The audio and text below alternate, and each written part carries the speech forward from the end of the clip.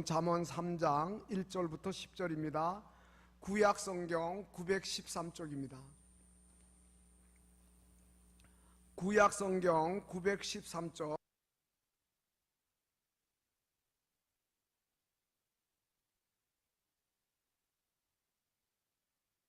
그리하면 그것이 내가 장수하여 많은 해를 누리게 하며 평강을 더하게 하리라. 인자와 진리가 내게서 떠나지 말게 하고 그것을 내 목에 매며 내 마음판에 새기라. 그리하면 내가 하나님과 사람 앞에서 은총과 기중이 여김을 받으리라. 너는 마음을 다하여 여호와를 신뢰하고 내 명철을 의지하지 말라. 너는 범사의 그를 인정하라. 그리하면 내 길을 지도하시리라. 스스로 지혜롭게 여기지 말지어다. 여호와를 경외하며 악을 떠날지어다. 이것이 내 몸의 양약이 되어 내 골수를 윤택하게 하리라. 내 재물과 내 소산물의 처음 익은 열매로 여호와를 공경하라. 그리하면 내 창고가 가득히 차고 내 포도즙 틀에 새 포도즙이 넘치리라. 아멘. 시온 찬양대의 찬양으로 하나님께 영광을 돌리겠습니다.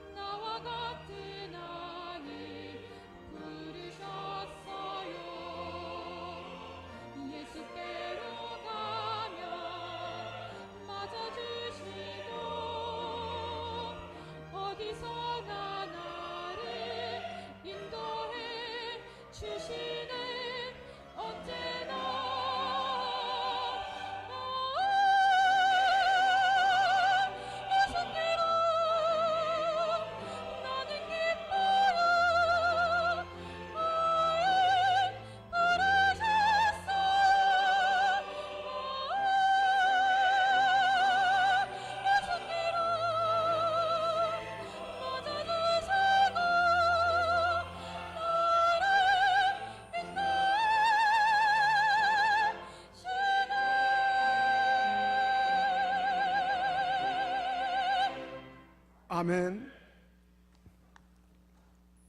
사람들은 다 누구나 그 명품을 좋아합니다. 명품 가방, 명품 시계, 또 명품 구두, 지갑, 그리고 의복, 이렇게 명품을 찾습니다.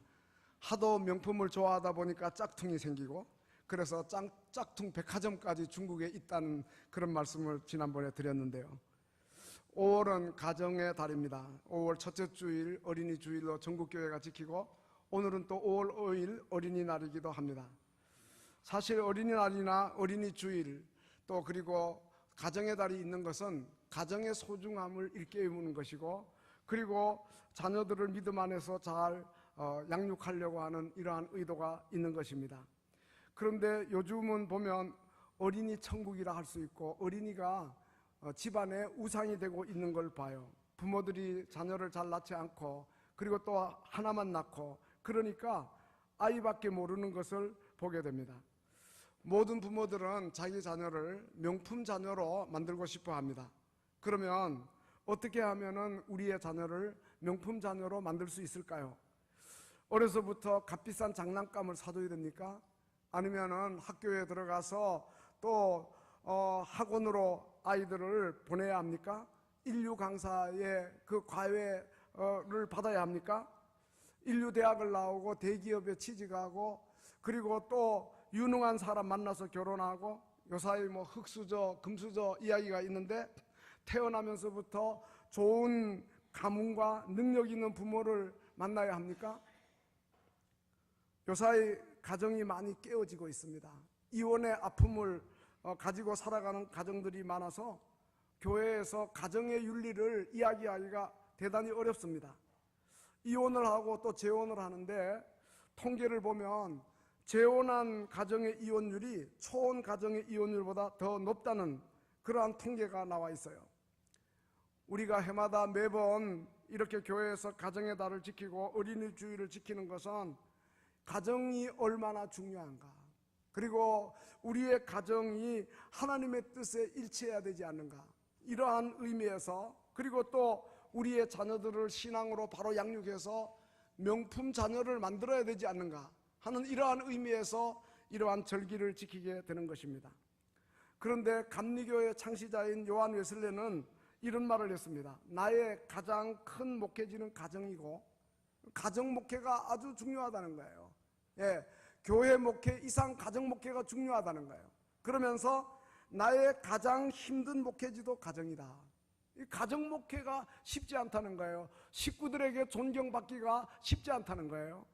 가정을 화평하게 만드는 게 결코 쉬운 게 아니라는 거예요. 여러분, 오늘 이러한 가운데서 우리의 자녀들을 어떻게 명품 자녀로 기를 수 있을까? 바울은 독신이었는데, 그러니까 결혼하지 않았기 때문에 자녀가 없죠. 혈육의 자녀는 없습니다. 그러나 바울은 디모데전서 1장 2절에 보면 믿음 안에서 참 아들 된 디모데에게 편지한다. 예, 바울을 가리켜서 믿음 안에서 참 아들이라 그랬어요. 또 디모데후서 1장 2절에서도 사랑하는 아들 디모데에게 편지한다. 사랑하는 아들이라 그랬어요. 바울은 혈육관계를 떠나서 믿음 안에서 디모데를 참 아들, 사랑하는 아들로 불렀는데, 그렇다면 오늘 본문의 의미도 그렇게 해석할 수 있어요. 초두에 내 아들아 이렇게 나와 있는데, 잠언의 저자인 솔로몬이 그의 혈육의 아들을 향하여 하는 말도 되지만, 유대인들은 교육자와 피교육자와의 관계를 그 아버지와 아들로 이렇게 이제 보았어요. 우리도 옛날에 사부라 그러잖아요. 예, 스승이 곧 아버지라는 뜻이에요. 뿐만 아니라 또 여호와 하나님께서 우리 성도들을 가리켜서 내 자녀라 이렇게 또 말씀하실 수 있는 거거든요. 그래서 오늘 아침에 말씀을 들을 때에 명품 자녀가 되자고 하는 이 말씀은 혈육의 자녀도 명품의 자녀 만들고, 그 다음에 주일학교 각 부서의 교사들도 믿음의 자녀를 많이 길러서 그 믿음의 명품 자녀를 만들자는 거예요. 그리고 또 우리 어른들도 전부 다 하나님 앞에서는 자녀니까 우리가 다 하나님 앞에서 명품 자녀가 되자는 거예요. 그러면 어떻게 명품 자녀가 될까? 또 어떻게 우리 자녀를 명품 자녀로 키워낼까? 몇 가지 말씀을 드리고자 하는데, 우선 먼저 명품 자녀가 되기 위해서는 지혜의 말씀을 따라 살아야 돼요. 여호와 하나님이 그의 자녀된 우리에게 간절히 당부하는 말씀, 내 아들아, 내 아들아, 나의 법을 잊어버리지 말고 그리고 내 마음으로 나의 명령을 지키라, 이렇게 이야기하고 있어요. 그리고 또 이제 3절에서도 같은 말씀하고 있어요. 인자와 진리가 내게서 떠나지 않게 하고, 그리고 이제 너의 마음판에다가 그 말씀을 새기라, 이렇게 이야기하고 있는 것을 보게 되는 것입니다. 잠언은 지혜라고 하는 단어가 많이 등장하는데요, 이 잠언이 말하는 이 지혜는요, 우리에게 있는 경험이나 그 지식이나 시간이나 건강이나 재능이나 이 모든 것을 잘 우리가 바르게 분별해서, 선악을 분별해서 선한 데 쓰는 거, 그거를 지혜로 이야기하고 있는 거예요. 오늘날 현대인들에게 많은 정보가 홍수처럼 밀려옵니다. 많은 지식을 우리가 습득합니다. 그런데 그 많은 지식을 우리가 바르게 잘 사용해야 되는데 그 능력이 바로 지혜라는 거예요. 그런데 이 잠언에서는 이러한 지혜가 단순한 우리가 학문이라든가 인간의 지식에서 오는 것이 아니고 하나님을 경외하는 데서 온다고 가르치고 있는 거예요. 그러니까 잠언이 말하는 지혜의 근원은 하나님이십니다. 바울은 고린도전서 1장 24절에서 예수 그리스도가 하나님의 능력이고 하나님의 지혜라고 하였어요. 그러니까 하나님이 지혜이고 예수님이 지혜이고 그의 말씀이 지혜입니다. 그래서 야고보서 1장 5절에서는 너희 중에 누구든지 지혜가 부족하면 후히 주시고 꾸짖지 아니하시는 하나님께 구하라고 그렇게 말씀하고 있는 것입니다. 모든 지혜가 하나님의 말씀 속에 가득합니다. 성경은 하나님의 말씀의 지혜의 보고입니다. 그래서 디모데후서 3장 15절에서 바울은 디모데에게 어려서부터 너가 성경을 알았지 않느냐? 성경은 능히 너로 하여금 그리스도 예수 안에 있는 믿음으로 말미암아 구원에 이르는 지혜가 있게 한다. 성경이 지혜의 책이라는 거예요. 그렇습니다. 히브리서 4장 12절에서도 하나님의 말씀은 살았고 운동력이 있다, 이렇게 또 이야기하고, 좌우의 어떤 낯선 검보다 예리해서 혼과 영과 관절과 골수를 찔러 쪼개기까지 한다, 마음의 생각과 뜻을 감찰한다고 이야기했습니다. 요사이 인터넷 세상이 되어가지고요, 온 세상이 그 모든 정보를 그 아이들이 또 어른도 마찬가지죠, 손가락 하나만 까딱해가지고도 다 받을 수가 있어요. 이렇게 복잡스럽고 혼란스러운 이 세대에서 우리가 우리 자녀들을 어떻게 가르쳐야 합니까? 옳은 삶으로 우리가 어떻게 인도해야 합니까? 부모된 우리가 무엇을 가지고 아이들의 정서적 또 정신적 그리고 신앙적 도움을 줄 수가 있을까요? 사실 요사이 부모들이 할 수 있는 일은 별로 없어요. 우리 자녀들이 지혜의 말씀을 따라 살도록 하나님의 말씀을 가까이 하도록 하는 길밖에 없는 거예요. 내 아들아, 나의 법을 잊어버리지 말라. 너의 마음에 나의 명령을 지키라. 인자와 진리로 내게서 떠나지 말게 하고 그것을 목에 메고 마음판에 새기라. 그것밖에 없다고 하는 말씀이에요. 사랑하는 성도 여러분, 우리의 자녀들을 명품 자녀로 키우기를 원하십니까? 그리고 우리가 하나님 앞에서 명품 자녀가 되기를 원합니까? 그렇다면 성경을 가까이 하십시오. 그리고 부모인 우리가 먼저 성경을 읽어야 또 자녀들이 그것을 보고 배우는 것입니다. 그러니까 그 성경을 읽는 부모의 모습이 그게 자녀들에게 있어서 최고의 교육이 되는 것입니다. 하루에 한 장씩이라도 부모된 우리가 성경을 의무적으로 읽으면 자녀들이 그것을 보고 그 성경 읽는 데 도움이 되는 것입니다. 성경 없이 자녀들이 훌륭하게 믿음으로 성장될 수가 없어요. 그래서 디모데후서 3장 16절 17절에서는 모든 성경이 하나님의 감동으로 되었기 때문에 우리를 교훈하고 책망하고 바르게 하고 의로 교육하기에 유익하고 하나님의 사람으로 우리를 온전하게 만들어주고 선을 행할 능력을 갖추고 있다고 이렇게 말씀하고 있는 것입니다. 성경은 이 세상에서 그 가장 오랜 시간 걸쳐가지고 쓰여진 책이에요. 우리가 보통 책 그러면은 뭐 1년 안에 지었다 뭐 이렇게 이야기도 하지만 성경은 1600년간 기록되어서 완성되었어요. 그리고 또 가장 많은 40명의 저자에 의해서 기록되었어요. 그리고 가장 많은 언어로 번역되고 세계에서 가장 많이 출간되고, 그리고 이 성경은 가장 많은 사람들에게 읽히는 베스트셀러입니다. 이 성경은 고대인들의 지식과 글에 의해서 히브리어 헬라어로 기록되었지만 오늘날 현대인에게까지 변함없이 힘을 제공하고 끊임없이 능력을 나타내는 이 성경은 완벽하게 통일성을 이루고 있고, 이 성경은 하나님의 말씀이기 때문에 살아서 역사하는, 우리가 그 성경을 읽기만 해도 변화와 능력이 주어지는, 우리의 몸과 마음을 새롭게 하고 치료하는 능력이 있는 이 여호와 하나님의 말씀입니다.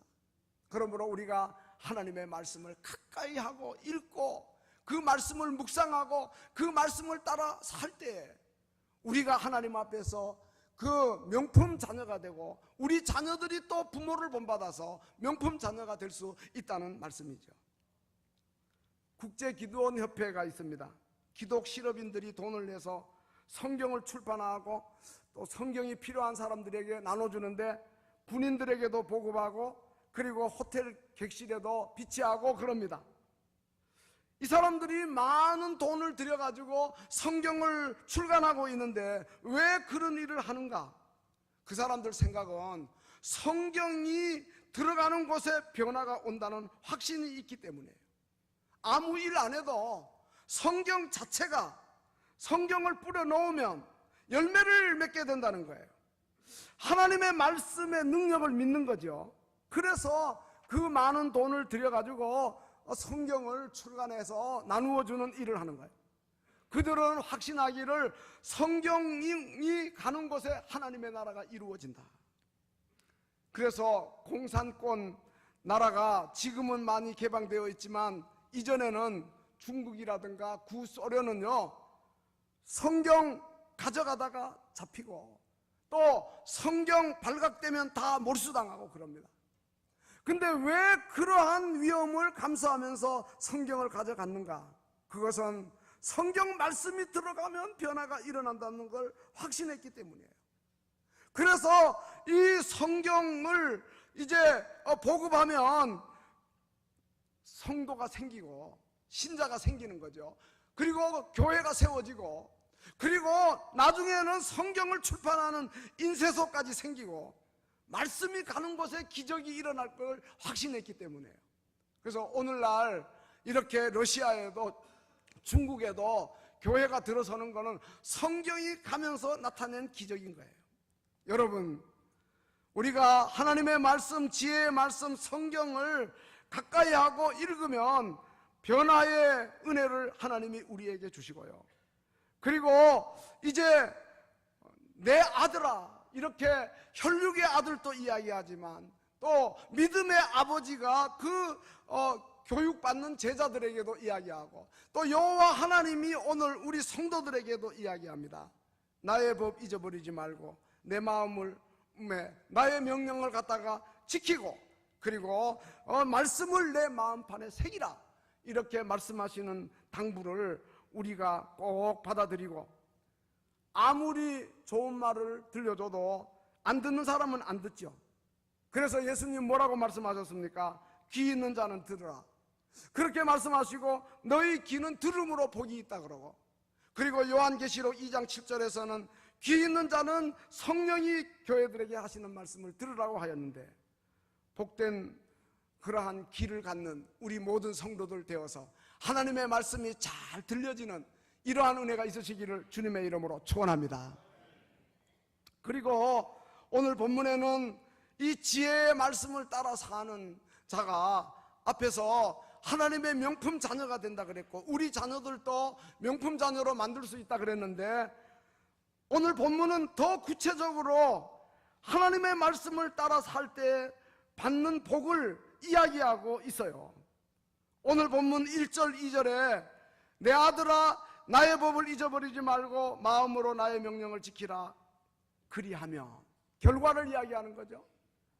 지혜의 말씀을 따라 살면 너가 장수해서 많은 해를 누리고 그 다음에 평강을 더해준다, 이렇게 이야기하고 있어요. 우리가 하나님 말씀 따라서 살면 장수의 복을 받고 평강의 복을 받는다는 거예요. 여러분, 우리가 이 땅에서 오래 살고 장수하는 거, 건강한 거 복이죠. 그러나 우리가 평강을 누리면서 장수해야 되는 거예요. 날마다 근심 속에 살고 그리고 또 한이 맺혀 살면 그 장수는 복이 될 수가 없는 거예요. 그런데 그 장수와 평강이 어디에서 오는가? 하나님의 말씀을 따라 사는데, 지혜의 말씀을 따라 사는데, 하나님의 법을 잊어버리지 않고 그 명령을 마음에 지키는 가운데 그러한 복이 온다는 거예요. 미국의 텍사스주 콜로라도 주립대에서 또 공동 그 연구진이 만들어져서 9년 동안 22,000명을 대상으로 신앙생활과 수명의 연관성을 분석하는 논문을 발표했어요.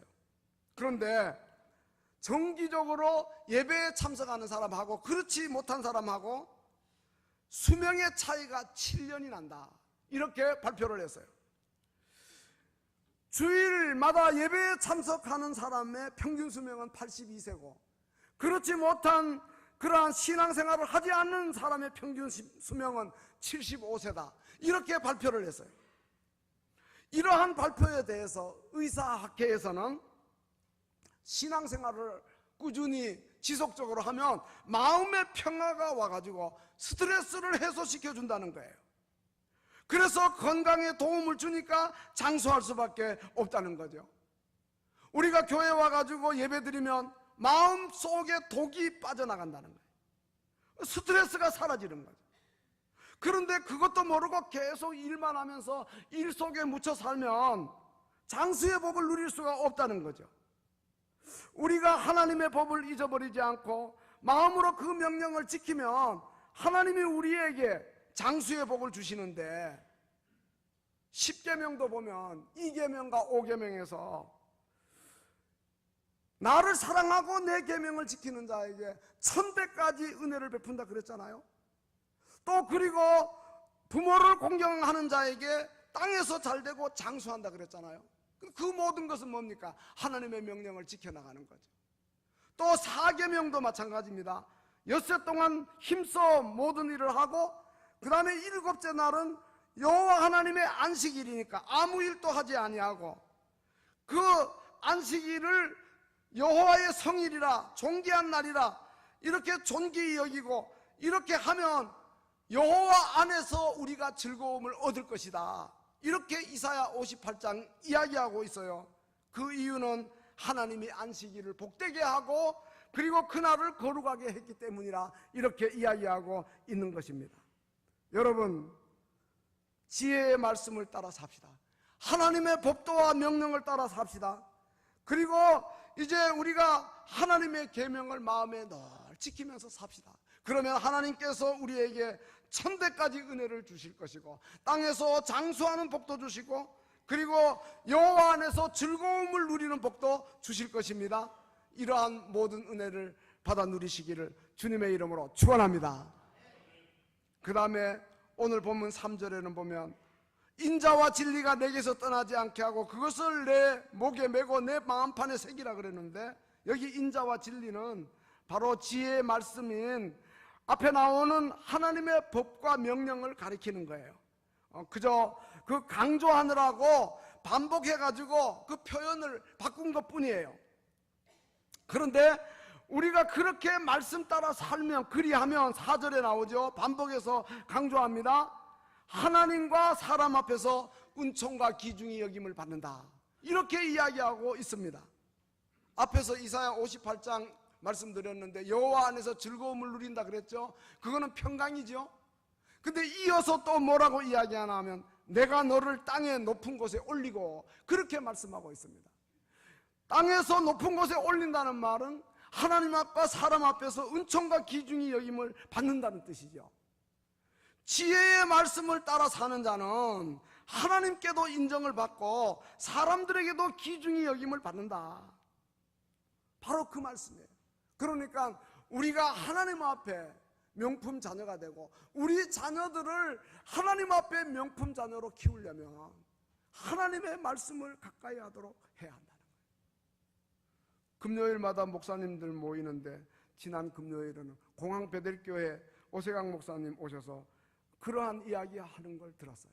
그 교회에서 태국에다가 선교사를 파송했는데 신철한 선교사, 박사라 선교사라 그래요. 근데 하나님이 그 부부에게 아들 하나를 주셨는데 이 아들이 태어날 때부터 부모가 기도를 많이 하고 그 다음에 이 아이를 키울 때, 이 선교사들이 아이 키울 때에 정말 그 선교사들 거처하는 환경들이 열악하잖아요. 학교가 제대로 없고 국제학교에 보내려면 돈이 많이 들고 그러니까 홈스쿨링을 하고 막 그러잖아요. 그런데 이제 기도를 많이 하면서 이 아이를 키울 때에 성경을 하루에 30장씩 영어 성경으로 읽게 했다 그래요. 그리고 좋은 책을 많이 읽게 했다 그래요. 근데 이 아이가 믿음으로 자라가지고 이번에 미국의 명문대학인 에머스 대학을 졸업했고 그 다음에는 대학원을 지나가는데 여러 대학에다가 서류를 냈는데 전부 다 합격해가지고 오라고 그래요. 그래가지고 이제 마지막 최종 학교를 하버드 대학교로 결정을 했다 그러면서 8년 동안 석사, 박사 과정을 공부하는데 모든 학비를 학교에서 다 대주겠다는 거예요. 조건이 뭐냐 하면은 이제 8년 동안 교수를 돕는 조교 일을 하는 일이었다 그래요. 지금 20세 갓 넘었는데 결국은 30세 초반에 박사도 되고 교수도 된다는 그런 말 아닙니까? 여러분, 부모들이 정말 자녀들에게 성경을 많이 읽게 하고 그리고 자녀들을 많이 기도하기 위해서 많이 기도하면 그러면 우리의 자녀들이 그 명품 자녀로 성장해 나갈 수가 있다는 거죠. 신명기 6장에서는 이렇게 말씀하고 있습니다. 내 자녀를 부지런히 가르치라. 집에 앉았을 때든지 길을 갈 때든지 또 누워있을 때든지 일어날 때든지 말씀을 강론하라고 하였고 또 잠언 22장 6절에서는 마땅히 행할 길을 아이에게 가르치라. 그리하면 늙어도 그것을 떠나지 아니하리라고 말씀하고 있습니다. 사랑하는 성도 여러분, 우리 자녀들을 어려서부터 성령 충만, 말씀 충만, 믿음 충만, 지혜 충만으로 자라도록 그렇게 하십시다. 우리의 자녀들이 저절로 명품 자녀가 되는 거 아닙니다. 어려서부터 이 죄악이 관영한 세상에서 우리 아이들이 자라가는데요, 컴퓨터로 그저 인터넷 게임에나 빠져들게 버려두고 그렇게 방치하고 그러면서 명품 자녀가 나오도록 기대해서는 안 될 것이에요. 자식은 여호와의 기업이고 태의 열매는 그의 상급인데 우리가 이 하나님의 자녀를 믿음 안에서 잘 키워 성장할 수 있도록 도와주고 그들을 명품 자녀로 다 키우는 복된 성도들이 다 되시기를 주님의 이름으로 축원합니다. 그리고 또 오늘 5절 6절 보면 너는 마음을 다하여 여호와를 신뢰하고 내 명철을 의지하지 말라. 너는 범사에 그를 인정하라. 그리하면 내 길을 지도하시리라 그랬습니다. 자기 명철 의지하지 말고 매 순간 모든 일에 여호와 하나님 신뢰하고 지혜의 말씀을 따라 살면 그 앞길을 하나님이 직접 인도해 주시겠다는 거예요. 우리는 때로 인생의 갈림길에 놓이고 선택의 기로에 놓일 때가 있어요. 그럴 때 하나님이 우리의 인도자가 되시면 얼마나 큰 축복이겠어요. 다윗은 여호와는 나의 목자라 내게 부족함이 없다 그랬고 시편 48편 14절에서는 이 하나님이 영영이 우리 하나님이시니 우리를 죽을 때까지 인도하시리로다 라고 하였습니다. 우리는 다 초행길을 걸어갑니다. 인생의 초행길을 걸어갑니다. 초행길을 걷는 자에게는 길 안내자가 필요하잖아요. 길 안내자가 없으면 어떻게 합니까? 운전하는 사람이 도로 표지판을 보고 또 내비게이션을 이용해서 운전하죠. 우리 주님이 우리의 그 길 인도자가 되시도록, 초행 인생길을 걸어가는 우리들의 안내자가 되시도록, 내비게이션이 되시도록, 우리가 주님의 말씀을 따라 사는, 하나님에게 방향을 맞추어 사는 복된 성도들이 다 되어야 할 줄 믿습니다. 유진 피터슨 씨가 이러한 경험을 이야기한 걸 보았어요.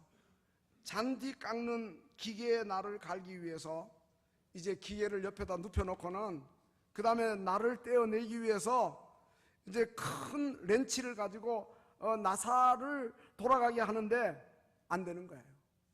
그래서 넉 자나 되는 파이프를 이 렌치 손잡이에 끼워가지고 돌리고 그래도 안 되는 거예요. 큰 돌을 가지고 와서 막 두드리는데 안 되는 거예요.